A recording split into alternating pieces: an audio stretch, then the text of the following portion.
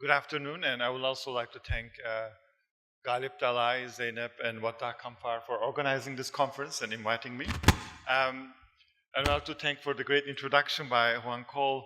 I want to talk about a different form of colonial legacy in terms of historical and moral narratives of international order. And I want to start with a preface that we are in 2016 today in a very fractured Middle East, supposedly defined by sectarian conflicts. If we had a time machine to go back exactly 100 years from now, we will again be in a war, World War I, that is defined by jihad and Islam versus the West. But many things will be extremely different. In that world, 100 years ago, there is no sectarianism. The Shiites were for the caliphate, and one of the major pro-caliphate figures were Shiites. And in fact, before Sykes-Picot, the most important turning point of that event was that after 50 years of imagined and real Muslim unity, racial Muslim unity, when the Ottoman Empire declared jihad, the first responses that came from India and French colonies refuting the Ottoman claim is considered one of the first major divisions of Muslims in the modern times. And I would like to get to that point later on. And of course, the Arab Revolt. What I want to do is to kind of ask this question, is that why do we have very historical idea of Islam versus the West, or Muslim unity and sectarianism, and what can history teach us about the contemporary crisis? As I am a historian, my main point will be that many contemporary Muslims repeat several grand claims about Islam West or Muslim unity without actually thinking and reflecting on what happened in the last 150 years. People talk about caliphate, but they don't reflect on what the Ottoman Caliphate looked like. People talk about Muslim unity, Middle East, but they don't reflect what these things are. And I want to kind of go over very quickly to kind of come up with a conclusion as a turning point in the 70s, but not earlier. But so I have more pictures, but I have my point about the experience of the 20th century for many Muslims is very different than the European. The European experience is a empire catastrophe in World War II and a triumph afterwards, kind of a peace after World War II and carrying the wars to somewhere else. In contrast, African or Asian and Muslim narratives of the 20th century or the modern world is actually without a triumphal happy end. Although we have decolonization, and compared to 100 years earlier, many Muslims now live under their own administration. They are not colonized anymore, but violence was never interrupted. There's a continuous set of violence from Palestine, Algeria, to several Arab-Israeli conflicts, then to Iran-Iraq war, and today's Middle East. Thus, we need a different form of periodization to understand the narratives and the transformation of the international order in Muslim societies. I have fivefold, and I'm going to give 2 minutes for each, and this will give my 10 to 15 minutes. What I will start is that I want to start with this map drawn by missionaries in the late 19th century. A map that shows how being Muslim in the imperial world became extremely racialized. Being Muslim in the late 19th century was like being black or being yellow compared to being white. And this map now seems very familiar to many of us, showing this imaginary Islamic world at that time. But the missionary, American missionary who did this map, Samuel Zwemer, also notes the chief powers ruling over Muslims. And as you will note, that Istanbul was, at that time, was the 5th or 6th Muslim power. And the number one was the British Empire that ruled 5 times more Muslims than the Ottoman Empire. And I think we forget about this moment when Ummah, the Islamic world, was ruled by a queen rather than the caliph, although the caliph's spiritual authority will become very important. And the Muslim unity is actually a unity created by racializations by European empires. And a final note on this is that you can see, in terms of the color, the Indian Ocean is very important. And this is another map by racial theorist Lothrop Stoddard, combining Middle East, North Africa with India, making it as a brown race together with Hindus. And this is a map from 1920 from a book called Rising Tide of Color Against Worldwide White Supremacy. Why is this map important for international order is that we have a distinguished chair who wrote something on Abdulhamid and Ottoman pan-Islamism. And I want to note one fact is that in the first stage of the Middle Eastern international order, in the stage what I call the age of caliph and the queen, the image of international order is that British Empire and the queen has the temporal authority over the majority of the Muslims in the Indian Ocean. As you can see, this is the map of the Middle East, drawing the steamship routes of the Indian Ocean. And the Ottoman Sultan is in alliance with the queen, ideally, and creating peace and stability in that region. And what it does, and I think we forget about this moment before 1908 or 1911, is that Abdulhamid was not an anti-imperialist or an anti-British figure, contrary to misconceptions. Abdulhamid's pan-Islamism was for using his authority as a caliph to create an imperial peace. Imperial peace while asking for the rights of Muslims within European empires, that they gain equality with the whites, their conditions are getting better. At the same time, he wanted equality for the Ottoman Empire in international affairs, Ottoman Empire as well as Iran. So this is some sort of an imagination that Abdulhamid and partly Queen Victoria with her Muslim butler, Abdul Karim there. And I use it because I think we forget about Queen's role as the mother of the Ummah. That was actually some Indian Muslims called her that, despite her Christian status, was for the first stage very important. Thus, when we get to the second stage, when this imperial order is being challenged and overcome by racial wars and geopolitics, I call the second stage not starting with World War I, but with Italian invasion of Libya and the Balkan Wars, and ending with Lausanne Treaty and the end of the Caliphate. In the second stage, what we see is that racism against Muslims did not disappear, but it became stronger. So the Abdulhamid's vision does not work after a certain point. And we see this in Italian invasion of Libya and in Balkan Wars when Muslims were massacred. And contrary to our misconceptions, Indian Muslims' campaign in support of the Ottoman Empire was not anti-imperialist. Their goal was to make the British Empire, which was considered the greatest Muslim empire in the world, to come to the support of the Ottomans.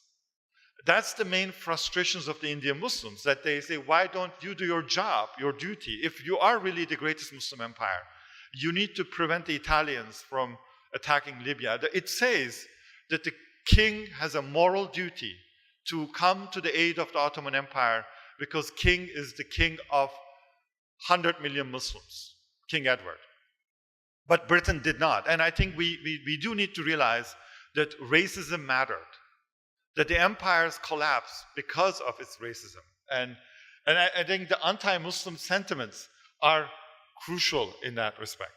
Thus, when we get to the Balkan Wars, which is a continuation of that pan-Islamic feelings, when we get to 1914 and the Ottoman Empire, for various reasons, found itself declaring jihad against the British Empire, we see that the young Turks are reinterpreting Abdülhamit's legacy, inheriting pan-Islamism, but reinterpreting in an anti-imperial fashion by declaring jihad, which is a very risky declaration.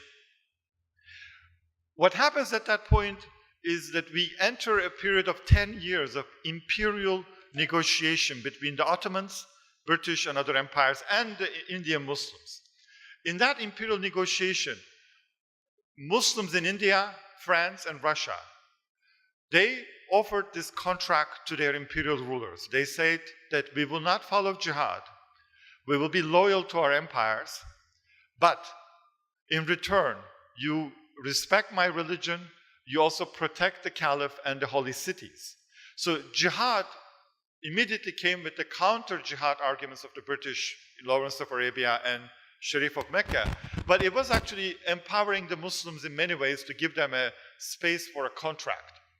Thus, when Sykes-Picot and then Balfour Declaration happened, Indian Muslims and the Muslims in other parts of the British Empire found this as a big betrayal to the promise that the British Empire made to them. So for them, 1917 and then 1916 is more important than 1914.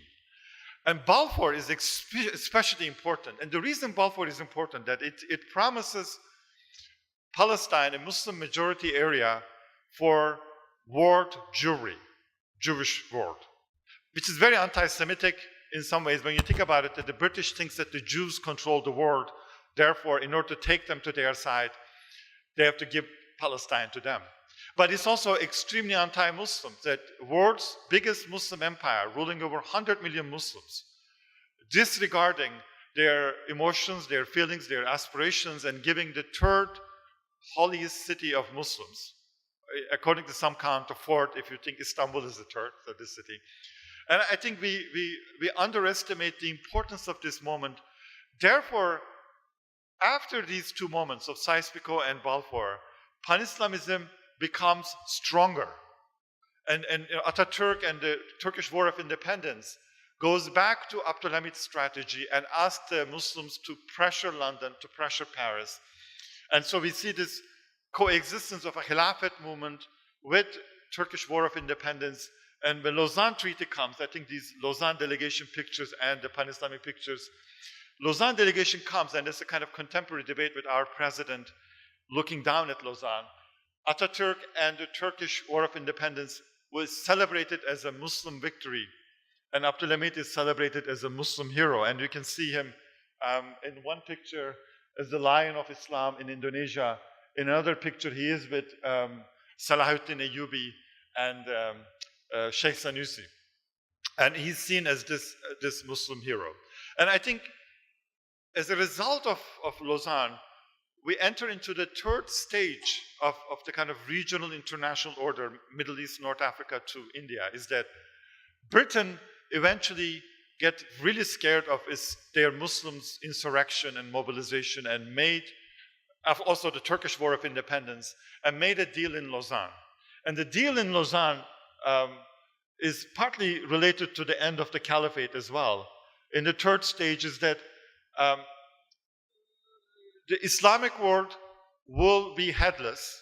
Istanbul will get its sovereignty, its independence, and once Istanbul is out of the Islamic world, the rest of the Muslim leaders were not capable of replacing Istanbul. But this is very important, is that Turkey then offered a new vision, a sovereign nation-state vision for the rest of the Muslim countries. And this is a very important picture of Ataturk dancing. But in Turkey, of course, these pictures are very politicized, but we have to understand that Turkey managed to defeat the racism against Turks with Westernization. That the image of Turkey as a terrible Turk is being transformed to an incredible Turk in the 40s and 50s.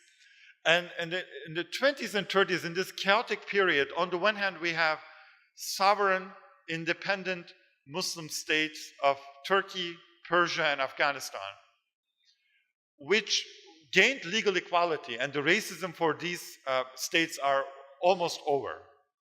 And we can see this amazing picture of Afghani king in Istanbul with a great constitution. But at the same time, we have still 70% of the Muslims are under colonial rule, and this simultaneous working of pan-Islamism represented by Mufti as a problem within the British Empire versus the leaders like Turkey, countries like Turkey, Afghanistan, and Iran. And I realize I need to be faster. And that's why I want to show this picture of 20s and 30s pan-Islamism as a British imperial question by looking at this picture where you can see Muhammad Ali Jinnah in the same picture with Hassan al-Banna, because Pakistan and Egypt are connected through the British Empire, and their goal is actually to gain their rights within the British Empire, that they still could not see the end of the empire very easily. And if you go back to the Mufti's question, is that Mufti, now known as a pro-German, anti-British figure, is actually a British Mufti, that his main goal until very late was to actually gain and eliminate Zionism and gain the Palestinian rights within the British imperial system. But this era ended up in utter chaos in World War II, leading to the fourth post-World War II era, where with decolonization and independence of the Muslim countries, both racism and the imperial humiliation could have been over. So we could have had a happy end from 45 to 1970s, if we think that this happened. And I think my argument is that, yes, 80% of the Muslims gained their dignity and independence in World War II, but there is an incomplete decolonization, partly through Palestine, but other areas, and there's a new forms of empire. And when we get to the 50s and 60s, leaders like Nasser and Sukarno represented a vision of a world where independent Muslim countries without pan-Islamism becomes a member of United Nations, and Middle East would have been like East Asia or Africa according to their vision, without a need for neither pan-Islamism, anti-Westernism, nor some sort of a fracture and fights. And I think this period was working with Nasser and Faisal. You know, there's sort of regional Cold War going on. What killed this point, I think, I'm going to skip to the, my point is Nixon and Camp David and Zionism. And I think looking back, up to 1970s, there is a vision that we could fix regions' problem with decolonization, but both America and the Soviet Union had its own moral arguments. One saying that, yeah, well, yes, you will be independent, we will solve the problems. And I think somehow the 77 in Camp David, Kissinger's diplomacy destroys all moral arguments, in contrast to Nixon and the Soviets, saying that I don't need an order here. I can just fix the problem myself by buying and selling and cajoling and kissing and hugging people, and I also use that. And I think as a result, we entered the late 1970s with a perception of a complete failure of the post-war Middle Eastern order. And I think we need to reflect on that turning point, which was followed by several other turning points of 79, Iranian Revolution, Soviet invasion of Afghanistan, which get to my point. The last point is that I think we are still living with the legacy of the emergence of the 1980s as a result of the collapse of other moral narratives about international order and the emergence of Iranian and then the Saudi versions of pan-Islamism as a solution to the problems. And then when these two last utopias also collapsed, we are now faced with a period of Middle Eastern history where nobody is offering a credible moral alternative to the crisis and leaving the ground for radicalization and nihilistic alternatives. And of course, there are so many details that I could go, but I should maybe end here with this conclusion, is that what we now forget from looking from the 1980s is that there is 100 years background to the history of rights of the people of the Middle East, their racializations and their re-racializations. And because of this amnesia, when we get to the 1980s, it's very easy to imagine a story of Khomeini and Soviet Afghan resistance to Soviet Union as a narrative of a traditional Muslim world under attack by the West, and a revival of Abdulhamid's pan-Islamism for very different purposes. So there's a link, a repetition from Abdulhamid to King Faisal to Khomeini, even though the spirit and the content is completely different. And it is time to, in addition to doing many other things, as to, I think, get rid of our amnesia, reflect on this 150 years of history, and change the conversation and change the narratives to find a better solution to our crisis. Thank you very much.